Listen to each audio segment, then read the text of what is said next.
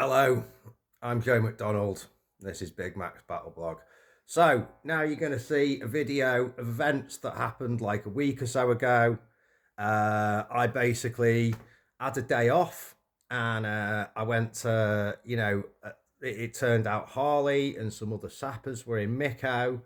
And the plan was to go there, have like lunch, go and meet some commander from another unit at this village, where there's lots of other sappers and making a sort of assessment of this village. I'm just along for the ride, but it's always good to meet other commanders and guys who work in the sapper world in the area, networking and all of that. Good guys who really are for the war, like who work hard for the war effort, are worth knowing.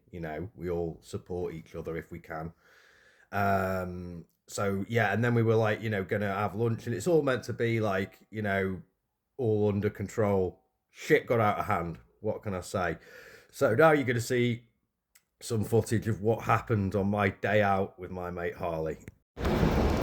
Hello, I am Joe McDonald. I am a volunteer British drone pilot and sapper combat engineer with the Ukrainian 34th Marine Brigade based in Kherson, formerly the 124th Territorial Defence Brigade. And I am currently driving around an extremely fucking bumpy road that's heavily mined on either side in rural Kherson, off to visit a friend of a friend. But other than that, I have developed a board game. It's a single person board game, one you play on your own, and it's called Game of Drones. It is the first tactical, insightful wargaming board game to be developed based on drone warfare during this war, and I developed it with a chap called Thomas Van Haar, who has developed a number of war games over the years, and in his own time and right has been a pilot with the United States government, so has been a soldier in his own way in this time, and while he might not really know much about drones, he does understand flying. So we developed the game together, and now it's out. Link in the description. So if you'd like to own a little bit of history, if you'd like to support Ukraine, me, my channel, all that kind of stuff, please buy Game of Drones.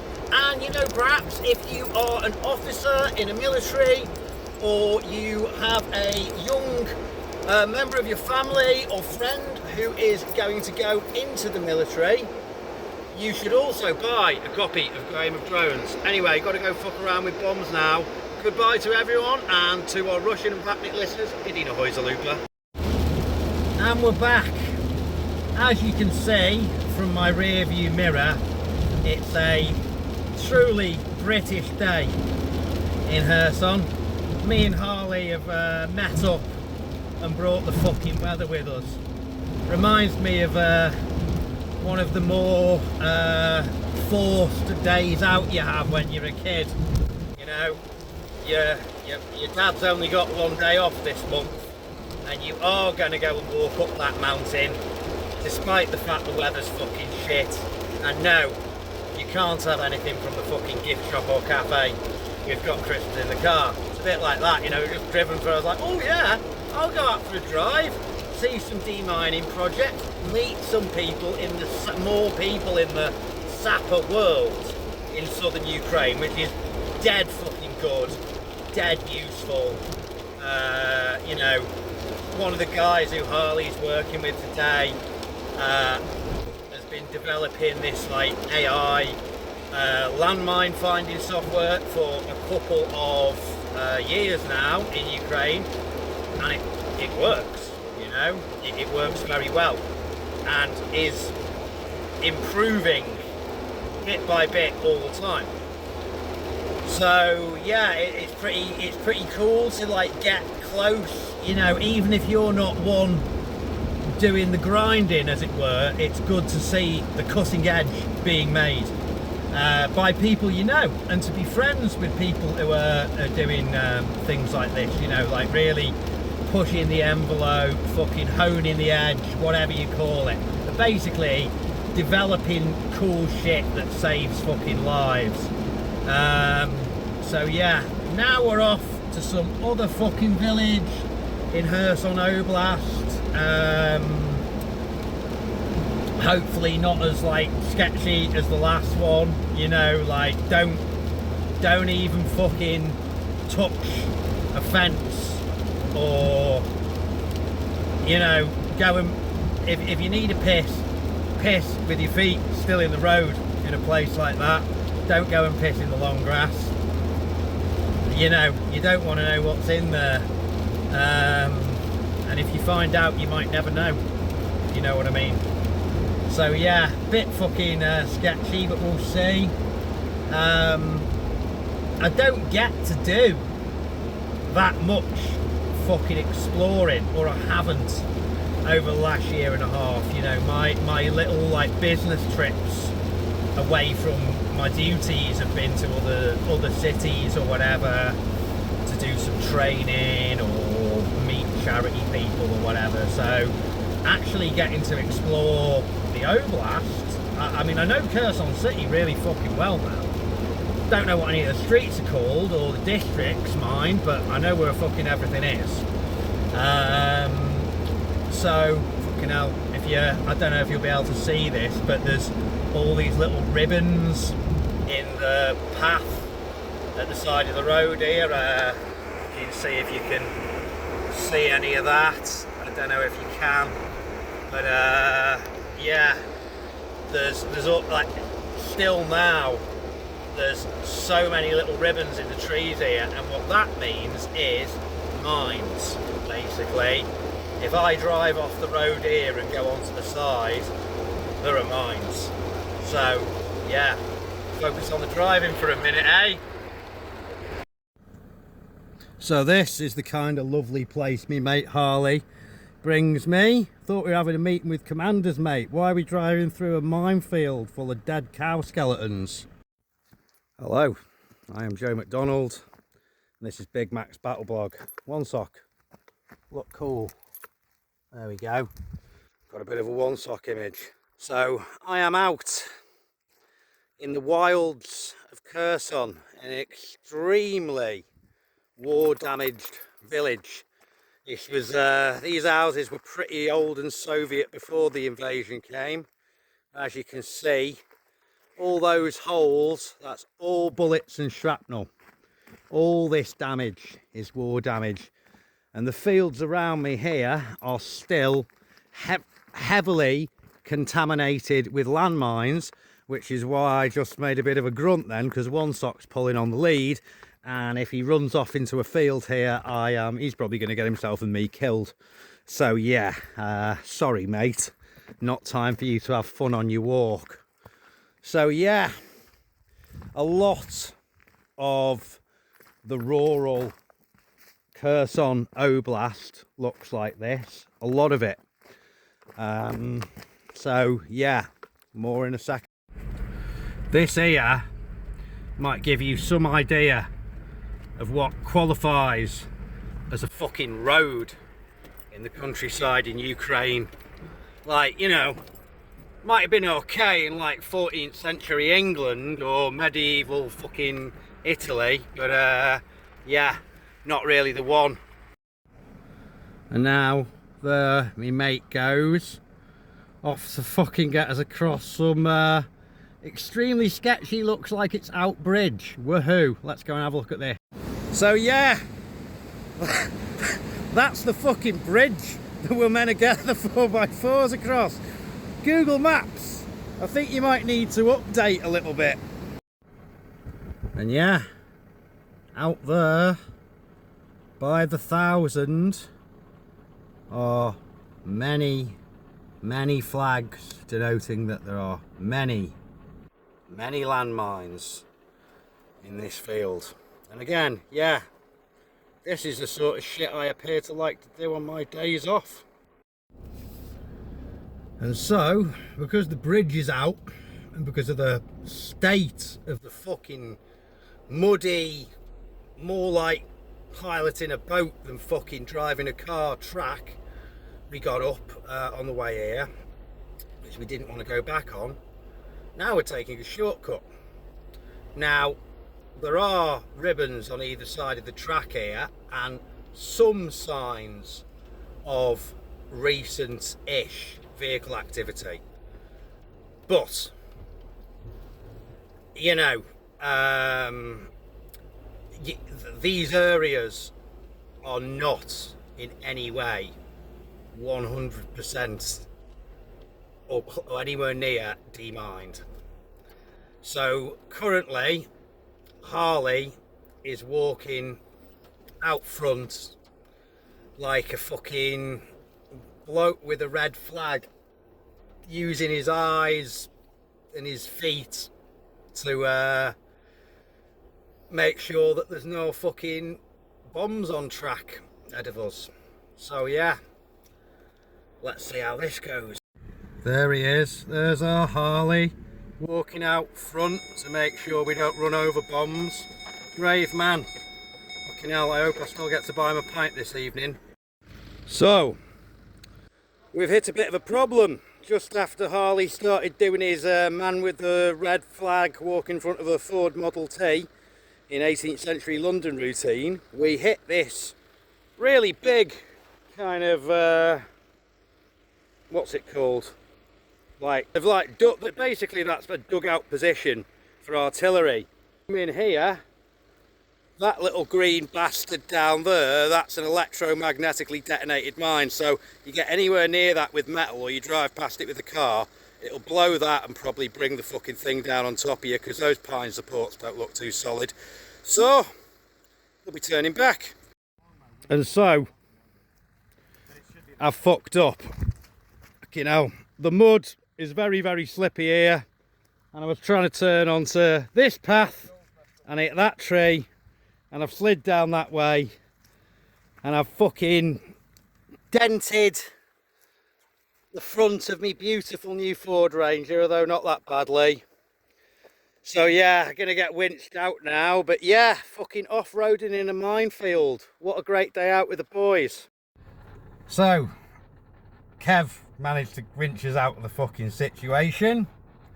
Just as he's doing that, one stock starts to make that thing like, oh, you fucking cunt. You've picked now to be sick, right? Great. So I like chuck him out the car. So right where we are, we know it's safe, right? Because of the way it's marked and because people have been there before. And, you know, fucking, but we don't 100% know. So it's like, if you need to be sick there, wait, stay. And he starts fucking wandering around to find the perfect place to be fucking sick and have a shit. So I'm fucking screaming at him while the wench in the car. I'm covered in mud. We're gonna have a meal and some drinks in Minefield tonight. I don't know if I'll bother. So there you go. That's what happened that day. All in all, it was, you know, an interesting day. What can you say? Need to have mud tyres on the fucking car. It was fine for the first like 10 kilometres, you know, and then it wasn't fine. So, you know, mud tyres ordered, also suspension raising kit, beefier suspension for it, because I didn't like the sound of it scraping on the fucking bottom on the ridge in the middle of the tracks very much. So yeah, everything's great. Obviously got whacked a little bit. Me and Harley are very much still in good sorts. We speak daily about vehicles and stuff that are coming to Ukraine. We've got a bunch more coming. We've got one minibus coming from one charity. There's been some delays with this process, but we've already had one that's being fixed up. Cost €1,000 that did, basically for all the repairs and stuff on it. But it's a good little 8-seater mini Toyota 4x4 minibus thing that we got for the like infantry logistics. And there's another one coming soon, so that'll bring it up to 9 vehicles. And then I've got 3 more in the pipeline now, which will bring it up to 12. So yeah, by the end of the month, it'll bring it up to 12 vehicles that organizations like Mission Ukraine and Protect Ukraine and Blaugebillen and who fucking else has given us a vehicle, and you guys and your, but most of the vehicles I've brought to the unit have been paid for by your guys' donations. So yeah, that's really important. I don't do this kind of shit enough, but yeah, please leave a comment longer than 7 words, subscribe, hit that little bell so you get notifications when I drop a post or a new video.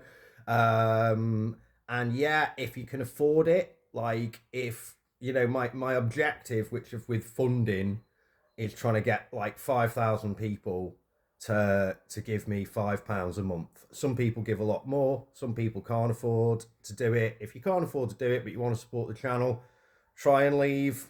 Don't just leave a comment, but comment on some other people's messages. It also helps. It keeps the channel visible to people who aren't already following. So that's good. Please try and do that. And it's with the highest we've ever got so far is $17.50 a month, and that's been out. There's Tom, our American benefactor, helps us. He's been a big part of it.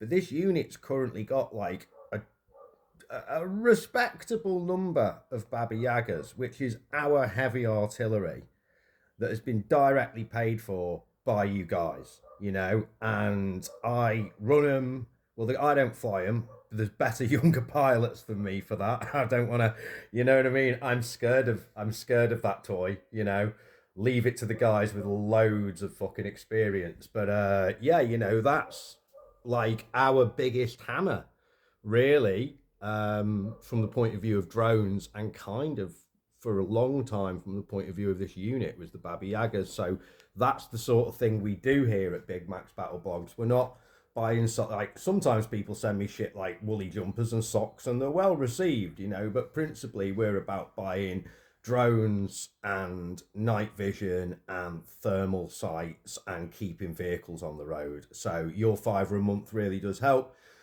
There's also Game of Drones. I have a bit of an announcement about Game of Drones. This is important. I should probably make this segment or do another smaller video explaining just this. I have some good things to tell you about Game of Drones, the wargaming single-player board game I've developed with Thomas Van Her of Historic Wings Wargaming. And I've got some slightly bad things. The bad thing is I did not listen to stuff Thomas told me. And Game of Drones comes in 2 parts, allow me to explain, okay, that you can pay for. One is the book. The book contains all the lore that me and the stories and stuff that me and the background, the environment, the characters, all of that, and the rules, right? The book contains that. The box set, which I've put the link up for and not really put the link for the book up for, because I am an idiot and I didn't pay attention to the fact it's 2-part. The box set is for people who want to have all the pieces and kind of the art and stuff that goes with it, right? However, so the book is $30 and the box set is $45, okay? My apologies for not putting the right links up. I am going to go now and do that on all the videos, to adjust it. But there is a video made by a guy called Chris Shaw, okay? And I've put a link to one of the videos he's done about Game of Thrones on my community posts. So where you go to my channel and you see it says videos and playlists, if you scroll sort of bring that tab over to the left so it comes, the stuff that's on the right comes center, there should be what's called posts, community posts, and there I've made I've shared that. But Chris Shaw Wargaming, yeah, type that into YouTube search bar. He's made videos about Game of Drones and how to make all your own pieces for it, which is something I approve of. When I was young and I wanted to play games and couldn't afford the bits, we'd we'd make it out of cardboard or something like that, because it was the 80s and fucking we weren't the richest family. at all.